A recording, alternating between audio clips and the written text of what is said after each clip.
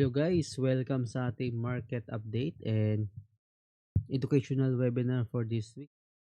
So makita natin dito na meron tayong exchange platform dito for crypto. So ito yung platform na to is Bybit, no? So crypto exchange siya parehas sa Binance or sa OKX na platform na mainly focus talaga sa cryptocurrency and Bitcoin. So dito pwede tayo mag-trade ng mga crypto, no? So madali lang mag-verify dito ng account, mag-submit ka ng documents is mabilis na process, no? And dito, yung maganda dito is may nag-offer na sila ng forex trading, no, or gold trading. Makita natin dito is nag-offer sila ng MT5 platform, no. Then meron silang copy trading dito sa gold and forex, no. Makita natin dito yung offer nila.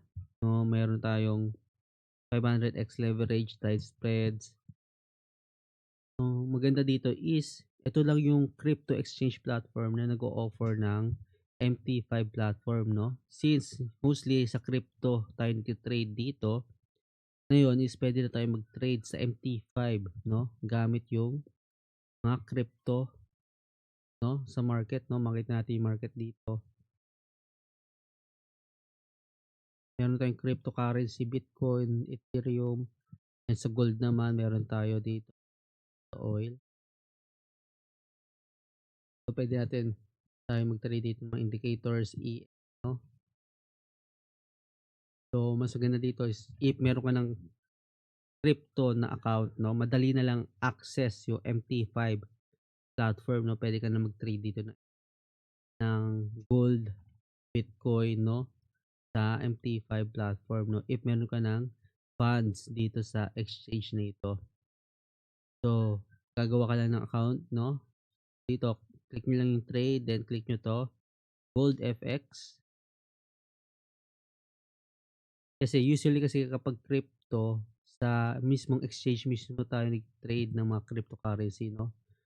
And tayo sa forex trading, mas sanay tayo sa MT4 and MT5 platform na mag-trade. So click nyo lang to, Gold FX Trading sa trade, no?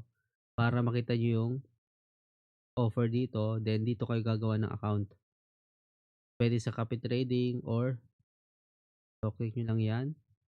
And dito ka gagawa ng account, no? MT4 account. Pwede ka rin mag-create ng demo account, no? Para makapag-practice ka.